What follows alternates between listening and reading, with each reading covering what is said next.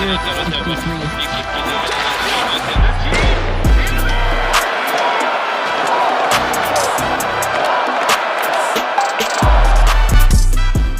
there and welcome to this bonus episode of the Gazette's Hockey Inside Out Show. I'm Stu Cowan of the Gazette, joined by my regular partners here. You know who these guys are. Former Canadiens teammates, 1986 Stanley Cup champs, Chris Nilan and Rick Green. The Olympics are coming up in February in Italy. It looks like the rink isn't going to be NHL size for however that happens, we don't know. But there's a few Canadiens players hoping to make their respective teams. Knuckles, I know you don't care so much about Team Canada. You're rooting for Team USA. So do you think Cole Caufield and or Lane Hutson have a chance to make that team? I think Cole should be there for sure. Hutson, listen, you could argue. For sure, he could be there. He could play. He could be effective. That's the perfect. Again, you talk about the rink. Is it Olympic-sized rink? It's going to be smaller than an NHL rink. Yeah. What's that? It's going to be smaller than an NHL rink.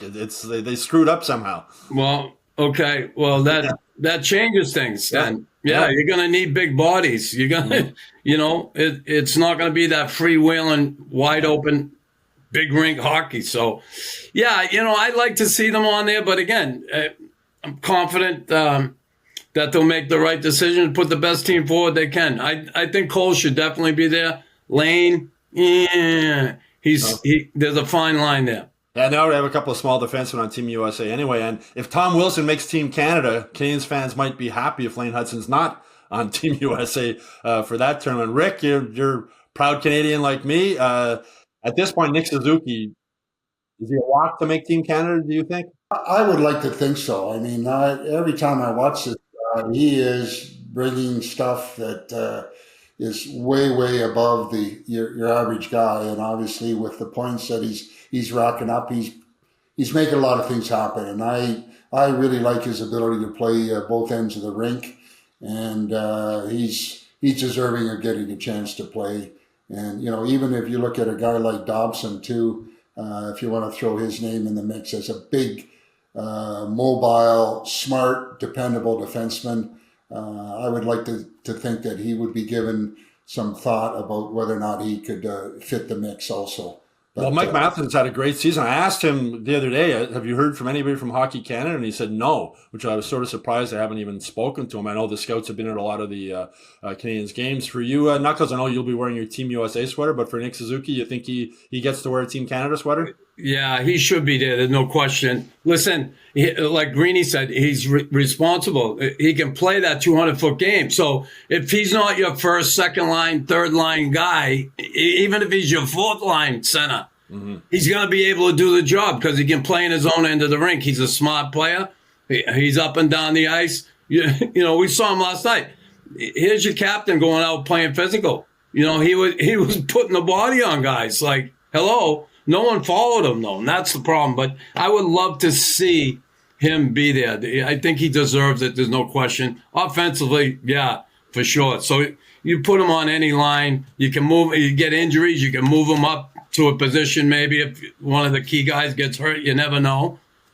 Yeah, he should be there. Yeah, and there's so many centers on that team. I mean, he could play wing also. He can kill penalties. He can power play. You can put him on to protect the lead. You can put him on when you're chasing a lead. I think one thing that's pretty safe though at this point, Rick, is I don't think Samuel Montembeault is going to be the third goalie.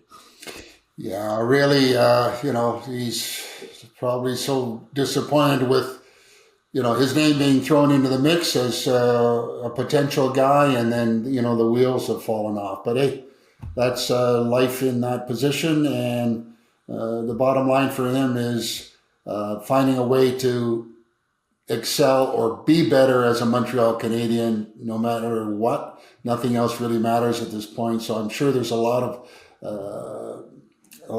video, a lot of concentration on how he needs to get his game back, and I hope for him it does, because it's not a happy situation right now.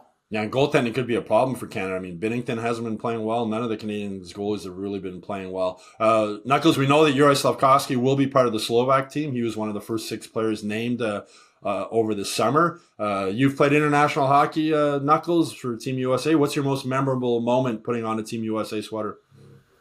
Just getting named to the team, honestly.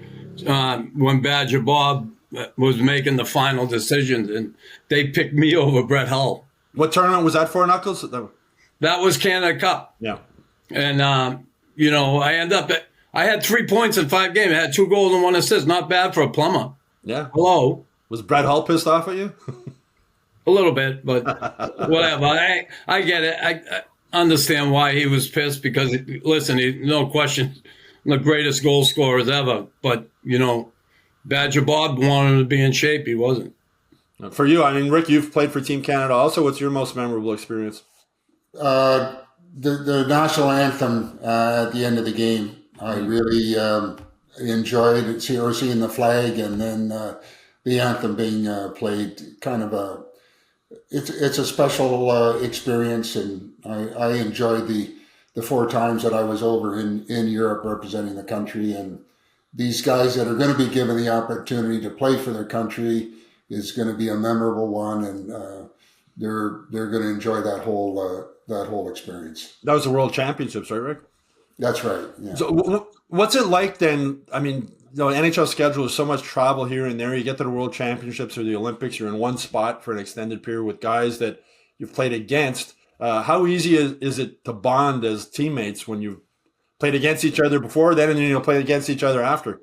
Well, I think it's great. We looked at it as, our playoffs, if you will. And of course, never did it in Washington. So it was like, okay, where are the World Championships this year? So whether it's Moscow or Sweden, but you get together with some guys that maybe you had run into or, had some good physical play. But once you get over there, everybody's like looking at enjoying that experience and having a good time. And, if you win, you win. If you don't, next. But I play with some pretty fun guys and some stories that we can't talk about. Knuckles, when you went into that Team USA locker room, is there any guys sitting in that room that you were like, man, I can't stand that guy? I used to. No, not really. Guys, okay. Kurt Frazier, who played that year, I was actually on the line with him and Bob Brook, checking line, and I had fought Kurt a couple times. I fought him under the stands in Vancouver. It's like, and I looked at him, and he was cut in muscles. Like, he was just so lean. I think he was diabetic, and he really had to pay attention. He had like 1% body fat. He was like a rock. And I'm like, man, this guy, he's an animal. He used to do, after practice, him and Rod Langway would do push-ups. They do 1, then Kurt would do 1, then Rod would do 2. They go up to 20, and then they come back down again. I'm like, enough of that. I ain't doing that. You kidding me? And then they do it with sit-ups, and I'd be watching them. They have fun. I'd be going for a burger and a couple of beers. Those two are just like animals with that. Tom Barrasso, the one thing, Tom Barrasso wanted number 30. And I had seniority, right? So the trainer came to me and said, Chris, Tom wants me to ask you if he can have number 30. I said, listen, tell him to have some balls and come and ask me himself. So he said, Nux said to go. I said, no, you're not going to have it. I said, no, I am number 30. Come on. I got seniority. And the trainer was telling me he's worried, he's superstitious. I said, I don't give a shit. Just stop the fucking puck, okay? I got number 30. Rick, I guess. Sorry, go ahead. I was just going to say, I touched on, those World Championships as everybody having a good time. And I remember back when we went to Sweden, I think it was 1980, and we were scheduled to have our team picture. And Rick Vive, who was over there at the time, everybody gets on the ice and goes, where's Rick Vive? Squid, his name was. And don't know.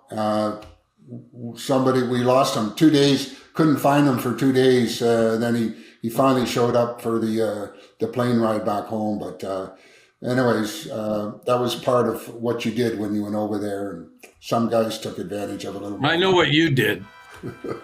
home to my room. Yeah. Well, that's it for this Hockey Inside Out Show bonus. Sorry, Knuckles, you would have had something there? He said back to my room with a blonde. Well, that's it for this Hockey Inside Out Show bonus episode. We'll have another other bonus episode coming up over the next day or so. If you haven't done so already, please subscribe to the Hockey Inside Out YouTube channel. And in case you didn't already know, Hockey Inside Out is now available on Spotify and Apple Podcasts.